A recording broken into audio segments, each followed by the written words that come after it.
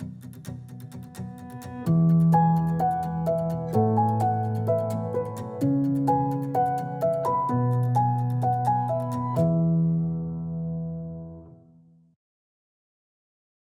everybody, welcome to another episode of Live at Builders Millwork. I'm your host Shane Patton. Today I'm here with our delivery manager Mason and our warehouse manager Travis. Thanks for joining me today, guys. Appreciate it. Of course. Yeah. Let's just talk about all things warehouse for a little bit. So what does a day in the life of the warehouse at Builders Millwork look like? Mason, you get to start. So a normal day, everyone comes in at 8, usually as close to 8 as possible. They have an assigned run that they'll take. So they walk in, they check their clipboard, load is pulled and ready to go. They load up, they take off, and it's a revolving door from there on out. Look a little bit different from your perspective? Similar. Yeah, I guess that's, the shipping side of it. Everybody comes in, we've got a receiving department, our shipping department, our hardware, millwork. Everybody goes over the game plan for the day. They have their runs ready to go, loaded and ready. We send those guys out in turn at the same time. We've got trucks being unloaded at the same time, figuring out what stuff's coming in off that truck, what needs to go out same day, what's being planned for next week, whatever the next following days are, and kind of just keep moving from there, pulling what is needed, helping customers as they walk in, and trying to get things in and out of the building as fast as possible is really the ultimate goal. You guys make it sound like it's super easy, but it doesn't really sound like it's that easy when you really think about it. You talked about different vendors coming in. How many different vendors do you think that we see on average in a day? In a day, I'd say we can go as low as 2, probably up to 15. Managing 2 to 15 different vendors coming in wanting to get unloaded because they need to go somewhere else. Managing probably anywhere from, I'm taking a guess here, you guys tell me if I'm wrong, but 30 to 90 tickets that we see in a day go out the door in all different places. It all might be really close around here in Sioux Falls within 25 miles, but I know just yesterday we were way down south and go out to up to Madison, out to Pierre. Just, we're following the customers around. Anything but easy, right? Navigating that whole piece and just managing people, trucks, breakdowns, all those pieces that can be part of that. So when we talk about a day in the life of, you kind of given me that experience a little bit. Is there anything that stands out that you guys think about on a regular basis? I'm like, okay, I know that we're gonna have a problem with this.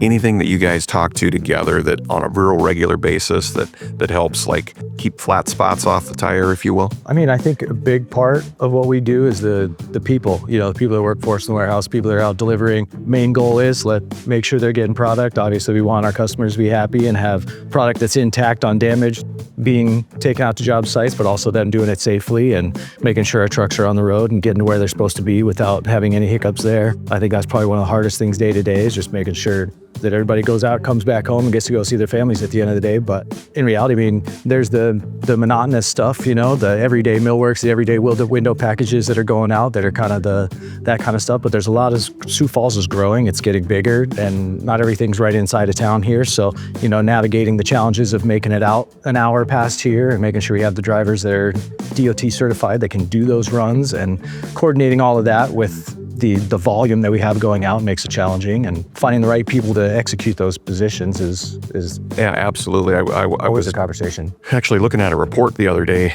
internally, and I think it was 35% of the employees at Builders Millwork have been here over 10 years. And so neat little statistic to have. But as we talk about the warehouse and new people coming in and just navigating, I've been here for this long, I'm brand new here. Travis, Mason, when you're managing those people and understanding that there's personalities that exist inside of that, right? Absolutely. And so just helping navigate those pieces as it comes to simpler things like, well, we're 90 days away from snowstorms. Snowstorms equals how do we get trucks from A to B? Can we get the trucks out today? Stuff like that. So I appreciate the way that you guys make it sound like it's pretty easy to do it, but I don't think it's quite as easy as you're making it sound to be. There's a lot of stuff that needs to happen to keep the wheel moving in the right direction. Yep, a lot of ducks' feet turning, and looks like a whole lot not going on. But I guess that's the goal, right? Yeah. You want people to think there's not a whole lot going on, but there is. So as we've changed and grown as a company, things in the warehouse has changed. We talk about processes, we talk about procedures a lot.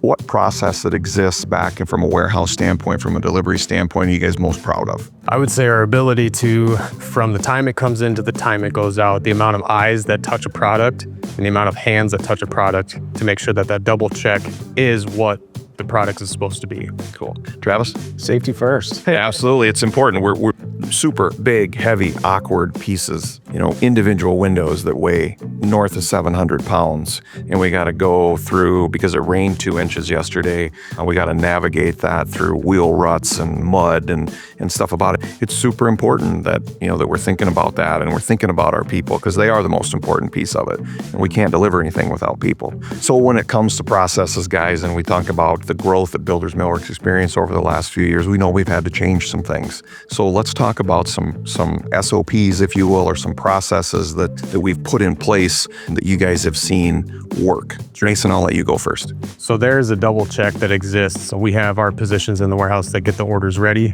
We also have 2 positions in the warehouse that simply take the ticket, look over line by line, and double check the product before it goes out on the truck. And has that proven to be beneficial? It has, absolutely. Yep. We used to pull and check our own stuff, and that proved to cause some trouble. It makes sense to me, because when I'm doing something and I've got a checklist that I need to get, and I need to get 1 through 10, by the time I get to 10, I'm ready to move on to the next thing, because in my own mind, I don't think I did anything wrong. And I think that's what we found. Our people aren't trying to forget a piece or something like that. You just assume that you did it, and maybe you accidentally walked by something. So the double check process, what a good one. Travis, what about you? Yeah, double checks are awesome. Definitely takes human error out of things sometimes. And then, when trucks do go on the road and we get them out places, we've got our driver logs. They go by address, contractor, and then also has a timestamp on it and who delivered it and what truck it was in. So when it gets to that house or wherever it may have been dropped off, if there's any discrepancy, they made it to a wrong address, or, maybe we didn't have the address right or something, we can go back, we can follow that truck in live time and go back wherever that was and double check what happened there, what made it to that site, what was actually pulled and delivered there. And I think that's been proven to be a big help to narrow down where and when the drivers are and what time they were there, so that we can fix and rectify those things quickly. Yeah, absolutely. I mean, what a cool thing to be able to take a phone call from an inside sales standpoint when a customer may ask, has my XYZ been delivered? And that inside salesperson can give a jingle back to one of you 2 guys, and within a few minutes' time, you're able to relay to inside sales that, yes, hey, that product was delivered at 1:30 this afternoon, and we put it on the east wall of the garage. And then that customer calls back in a little bit and goes, yep, found it, thanks. I mean, that's rewarding.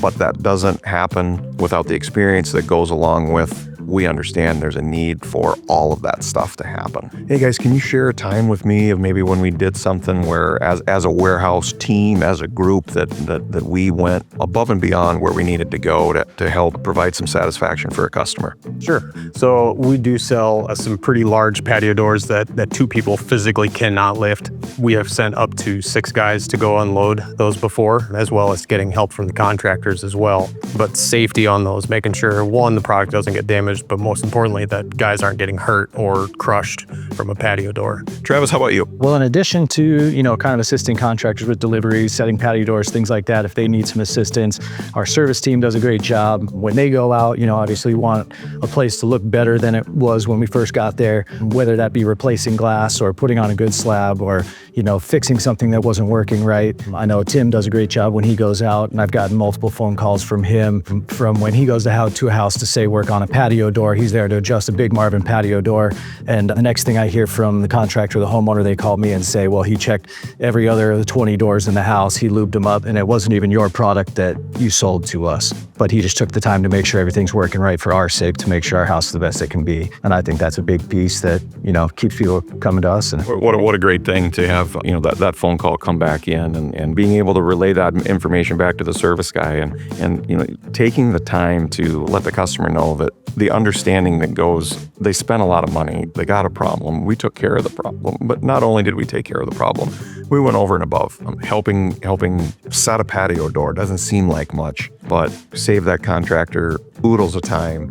What does that mean? Well, it means they know that we care about them. It also means that the next time that they're going to order a big patio door, they're going to visit with us about it, and we can laugh and joke about how heavy that door was and what a pain it was. But you get the customer experience on the backside of that loves it, and that's a story that those people live in that house. They'll tell that story as long as they live there, and it's really cool that we get to be part of that experience. So if you were going to talk to Builders Millwork customer, the end user, is there one thing in particular that you would like them to know that goes on behind the scenes of Builders Millwork that they might not know about that helps make their process flow smoothly? I would like to say that even though we are growing as a company and we have more and more customers every day, it does not mean that one is more important than the other. Your product is just as important as the next guy and goes out the door just as quickly as anybody else. How about from a service standpoint? I mean, we like to see happy people. We want their products to be working properly ultimately and, be exactly how they ordered it and how they want it to be appeared in their house. If there's a blemish in a window or a door with an imperfection or a handle set not doing the right things, that's something that we take as a priority, and we want it to work as if it were our house. And every time we turn that knob, we want it to act as it should. So I think, and it doesn't matter if somebody spends $100 on a handle set here or spends a couple $100,000 on a window package. I think we still take the same amount of care and time to make sure that everything looks good, is right, and we fight for warranty for all of our customers to make sure that they get what they need from the manufacturers as well. That's awesome. So maybe a common misconception that people have about the warehouse team in any facet, but specifically maybe here today at Builders Millwork, is that, the warehouse comes, delivers, leaves, comes back the next day, does it again. I don't know if that's exactly the way that I see it going down, but I'm gonna give you guys an opportunity to talk about that. We have grown a lot as a company. Positions have changed, positions have morphed into things that they never used to be. Our driver position is still relatively the same. However, we have, as instructed, kind of pushed onto them to care more about the product, about the customers, to get them to understand that, even though you're dropping a bundle of wood, somebody paid for that. That's somebody else's money that you're dropping. So to be more careful, be more delicate, and just care more overall. And I think I've seen a really good change of tide in the last 9 years of that. I do feel like a lot of times behind the scenes in a lot of other businesses, you see the people up front, the salesmen in the polos, and they really always show that they care. And then everybody's perception is, in the warehouse, it's just guys moving product around, just collecting a paycheck. And I do feel like that is not the case with our guys here. I feel like most, all of our guys do have a pretty straight moral compass and they try to do the right thing. Accidents happen, things do get damaged, but I know that's not, a willful intention of any of our guys, and I feel like they do take the necessary precautions to make sure we don't damage anything and everybody gets what they're supposed to, looking the way it's supposed to look. Yeah, absolutely. I think that as we've seen change happen and growth has affected that change, the need for everybody that works at Builders Millwork in any capacity, they have to be involved. And so that involvement just has a natural metamorphosis into customer involvement. Sometimes they see the customer. I walk in the back in the warehouse and I see, especially in the summertime when the doors are open and that's nice out, and I see customers walking in and I see interaction with reoccurring customers with guys in the warehouse. And it's not just, hey, I need order 1, 2, 3, 4, 5, 6. It's, hey, what are you doing this weekend? What's going on? How was your weekend? Hey, I can't solve that problem for you, but let me get somebody that can solve that problem for you. That stuff doesn't happen by itself. That's osmosis. We teach that. And the reason that we teach that is because we know how important it is for it to be all-inclusive for our customers. I had a lot of cool stuff here today, visit with a lot of different topics, but I think, what I've gained from this is that a lot of cogs in the wheel to make it happen. And two guys here that feel pretty strongly about the fact that the customer comes first and understanding those needs. Really great to have you guys today. Thanks for all the great input. And we hope that all of those watching understands that what goes on behind the scenes is just as important, if not more important than that sales piece at the beginning. It takes all of it, make it work together. So thanks so much for all your hard work, gentlemen. Thank you. Yeah, thank you. We'll see you next time. Stay tuned for more information, educational stuff from Builders Millwork.